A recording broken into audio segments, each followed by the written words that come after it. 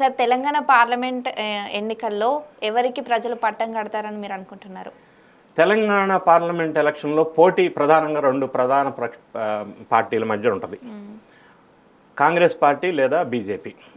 ఎందుకంటే ఈ మధ్య కాలంలో జరిగిన పరిణామాలు చూసినట్టయితే BRS party only third place అనేది పక్కా. దాన్ని ఎవరు అవునన్నా ఎవరు ఫీల్ అయినా చేసేదేమీ లేదు. ప్రధాన పార్టీ పోటీ వీళ్ళ దగ్గర ఉన్నప్పుడు ఇప్పుడు బీజేపీకి సంబంధించి సెంట్రల్లో బీజేపీకి ఎందుకు ఓటేసే అవకాశం ఉందంటే బీజేపీ నెక్స్ట్ రాబోయే కాలంలో సెంట్రల్లో బీజేపీ ఫామ్ చేస్తుంది గవర్నమెంట్ అనేది క్లిష్టమైన అవకాశం ఉంది. చాలా క్రిస్టల్ క్లియర్గా కనిపిస్తూ ఉంది ఇప్పటివరకు. ఇంకా ముందు ఈ 11 డేస్లో ఏదైనా జరుగుతుందని తెలియదు. సో బీజేపీ గవర్నమెంట్ ఫామ్ చేస్తుంది కాబట్టి తెలంగాణలో ఓటర్సు బీజేపీకి ఓటేయటానికి కొంత మొగ్గు చూపుతున్నారు. క్యాండిడేట్స్ కూడా కొంత స్ట్రాంగ్ ఉన్నారు. బీజేపీ చరిస్మా నడుస్తుంది కాబట్టి బీజేపీకి ఒక 6 to 8 సీట్స్ రావచ్చు. కాంగ్రెస్కి రిమైనింగ్ ఒక 10 సీట్స్ దాకా రావచ్చు. బీఆర్ఎస్కి 0 to 1 సీట్ రావచ్చు లేదా 2 సీట్స్ రావచ్చు. ఇప్పటి వరకు ఉన్న పరిస్థితి తెలంగాణ పార్లమెంట్ ఎలక్షన్ విశ్లేషిస్తే tough fight between Congress and BJP. KTR హైదరాబాద్ని కేంద్రీయ పాలిత ప్రాంతంగా చేస్తానని అన్నారు. ఈ మాటల్లో ఎంతవరకు నిజం ఉంది? ఇప్పుడు హైదరాబాద్ని యూటీగా చేయటం అనేది మనకి తెలంగాణ ఫామ్ కాకముందు నుంచి ఈ రూమర్స్ ఈ పుకార్లు పెద్ద ఎత్తున వినిపిస్తూనే ఉన్నాయి. దానికి లీకులు ఇస్తూనే ఉన్నారు. బీజేపీకి సంబంధించిన నాయకులు కూడా అప్పట్లో హైదరాబాద్ యూటీ అవ్వబోతుంది అని ప్రచారం తీసుకొచ్చారు. ఈ రోజున మళ్ళీ కొత్తగా ఇదొక ఎలక్షన్ జిమ్మిక్గా మాత్రమే నేను చూస్తున్నా. హైదరాబాద్ని యూటీ చేస్తారు, అది సాధ్యం, అది వీలవుతుంది, ఆ దిశగా ప్రయత్నాలు జరుగుతాయి అనే అవకాశాలు లేనే లేవు, ఎట్టి పరిస్థితుల్లో లేవు. ఇది కేవలం ఎలక్షన్లో పార్లమెంట్ ఎలక్షన్లో ఓట్లు గెయిన్ చేయడం కోసం ప్రజలు అట్రాక్ట్ చేయడం కోసం చేసిన కామెంట్ తప్ప అందులో అది జరిగే పని కాదు. తిహార్ జైలు నుండి కవిత బయటకు వస్తుందంటారా? వస్తే ఎప్పుడు వస్తుంది? తిహార్ జైల్లో ఉన్న కవిత బయటకంటే ఎంక్వైరీ జరుగుతుంది. It is in the process of CBI enquiry. ఆ నిజాలు తేలేంత వరకు బయటకు వచ్చే అవకాశం లేదు. నంబర్ 1. నంబర్ 2, మనీష్ సిసోడియా అనే అతను ఈమె కంటే ముందు జైల్లోకి వెళ్ళాడు. ఆయన ఢిల్లీ రాష్ట్రానికి ఉప ముఖ్యమంత్రి. ఆయన ఇంతవరకు బయటికి రాలా. సో ఇప్పుడు బయటకు వచ్చే అవకాశాలు లేవు. It takes long time to come back from the jail. Revanth Reddy మల్కాజ్గిరిని అంటే ఎందుకు పక్కన పెట్టారు సార్? మహబూబ్ నగర్ మీద ఎందుకు అంత ఫోకస్ చేస్తున్నారు? రేవంత్ రెడ్డి ఏ నియోజకవర్గాన్ని పక్కన పెట్టలేదు. అన్ని నియోజకవర్గాన్ని నెత్తినే పెట్టుకున్నాడు, ఈక్వల్గానే చూస్తున్నాడు.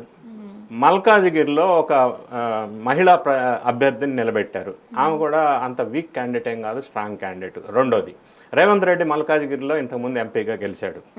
మల్కాజ్గిరి మన ఇండియాలోనే అతిపెద్ద పార్లమెంట్ కాన్స్టిట్యున్సీ, అదొక మినీ ఇండియా. సో అందులో రేవంత్ రెడ్డి ఫోకస్ ఖచ్చితంగా పెడుతున్నాడు. దానికి ప్రత్యేకంగా కొంతమంది ఇన్ఛార్జిని పెట్టారు. మైనంపల్లి హనుమంతరావు కానీ కొంతమందిని ఇన్ఛార్జిని పెట్టారు. మల్కాజ్గిరి మీద రేవంత్ రెడ్డి నజర్ ఉంది. ఖచ్చితంగా దాన్ని ఛాలెంజింగ్గా తీసుకున్నారు. రెండోది, మహబూబ్ నగర్లో ఎక్కువ ఫోకస్ అనే అనలేం కానీ మహబూబ్ నగర్ స్వతహాగా ఆయనకు సంబంధించిన ఏరియా ప్రాంతం కాబట్టి దాని మీద ఆయన ఛాలెంజింగ్గా అది కూడా తీసుకున్నాడు. దాని మీద కూడా ఫోకస్ ఎక్కువ ఉంది. కేటీఆర్ నిజంగా ఫోన్ ట్యాపింగ్ చేశాడా సార్? అంటే హీరోయిన్ల జీవితాలతో ఆడుకున్నాడు అన్నది నిజమా అబద్ధమా? ఫోన్ ట్యాపింగ్ అనే వ్యవహారం అసలు ఎక్కడ మొదలైంది? ఫస్ట్ ఎస్ఐబి కార్యాలయంలో కొన్ని హార్డ్ డిస్కులు సాఫ్ట్వేరు ధ్వంసం చేశారు. ఎలక్షన్ రిజల్ట్ రావటానికి ముందు 4వ తారీఖు డిసెంబర్న జరిగింది. ఎలక్షన్ రిజల్ట్ వచ్చే ముందే ఎస్ఐబి కార్యాలయంలో ఈ విధ్వంసం జరిగింది. అప్పటికి రేవంత్ రెడ్డి ముఖ్యమంత్రి అయిన తర్వాత ఆయనకి తెలియదు. అయితే రేవంత్ రెడ్డి ఏం చేశాడంటే ఈ గవర్నమెంట్ అఫీషియల్ని ట్రాన్స్ఫర్స్ ప్రక్షాళన చేసే భాగంగా అక్కడ ఉన్న వాళ్ళని పక్క తప్పించి కొత్త టీంని అందులో అపాయింట్మెంట్ చేశారు, ట్రాన్స్ఫర్ చేశారు. వాళ్ళు ఆఫీసులోకి వెళ్ళి చూసినప్పుడు ఛార్జ్ తీసుకునేటప్పుడు ఆ ఆఫీస్లో అసెట్స్ ఏముండాలా అవన్నీ ఉన్నాయా లేదా చెక్ లిస్ట్ ప్రకారం చెక్ చేసుకుంటారు. ఆ చెక్ చేసుకునే ప్రక్రియలో సాఫ్ట్వేరు, కంప్యూటర్సు, హార్డ్వేరు మిస్ అయినట్టుగా వాళ్ళు గమనించారు. గమనించడం వల్ల డిపార్ట్మెంటల్ ప్రొసీజర్ ఇది కాబట్టి వాళ్ళు ఒక రిపోర్ట్ ఇచ్చారు, మాకు ఆఫీస్లో ఇవి ఉండాలా, ఇవి లేవు మిస్సింగ్ అని.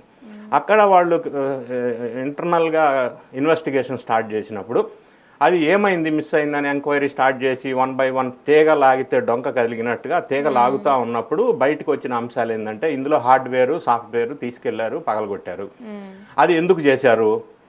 వీళ్ళు ఫోన్ ట్యాపింగ్ చేశారు. ఫోన్ ట్యాపింగ్ ఎవరెవరు చేశారు 1 2 3 పేర్లు వచ్చినాయి. వాళ్ళని స్టార్ట్ చేశారు ఇన్వెస్టిగేషన్. వాళ్ళు ఇన్వెస్టిగేషన్ చేసినప్పుడు అవును మేము ఫోన్ ట్యాపింగ్ చేసాం, గవర్నమెంట్ చెప్పింది మేము చేసాం, అప్పట్లో ఉన్న గవర్నమెంట్ వాళ్ళ ఆదేశాలను మేము పాటించాం, అందరు ఫోన్లు ట్యాపింగ్ చేసామని వాళ్ళు ఒప్పుకున్నారు ఇన్వెస్టిగేషన్లో భాగంగా. వాళ్ళు ఒప్పుకున్నారు కాబట్టి అక్కడి నుంచి స్టార్ట్ అయిన ఈ స్టోరీ ఫోన్ ట్యాపింగ్ మీదకి టర్న్ అయింది. దానికి అప్పట్లో కేటీఆర్ గారు ఆదేశాల మేరకు ఈ ఫోన్ ట్యాపింగ్ సినిమా ఆర్టిస్టుల మీద కానీ ఇంకా కొంతమంది బిజినెస్ పీపుల్ మీద కానీ ఫోన్ ట్యాపింగ్ చేయటం, వాళ్ళ నుంచి డబ్బులు గుంజటం, ఎలక్షన్లో ముందు వీళ్ళు అదంతా బాగా యూటిలైజ్ చేసుకున్నారు అనేది ఇప్పుడు ఒక సబ్జెక్ట్ ఇన్వెస్టిగేషన్లో ఉంది. కాబట్టి ఇప్పుడే మనం కన్ఫర్మ్డ్గా ఇన్వెస్టిగేషన్ జరుగుతున్న సందర్భంలో కేటీఆర్ ఇట్లా చేశాడు అని కంక్లూజివ్గా స్టేట్మెంట్ ఇవ్వటం కరెక్ట్ కాదు. సరే, ఇప్పుడు కల్వకుంట్ల ఫ్యామిలీ నుండి ఎవరు ఎంపీగా పోటీ చేయట్లేదు, దీనిపై మీరు ఏమనుకుంటున్నారు? కల్వకుంట్ల ఫ్యామిలీ నుంచి ఆల్రెడీ కవిత పరిస్థితి ఇప్పుడు జైల్లో ఉంది, ఆల్రెడీ ఆమె ఎమ్మెల్సీగా ఉన్నారు. అల్లుడు కొడుకు ఆల్రెడీ ఇక్కడ క్రియాశీలక పాత్ర పోషించాల్సిన అవసరం ఉంది స్టేట్లో.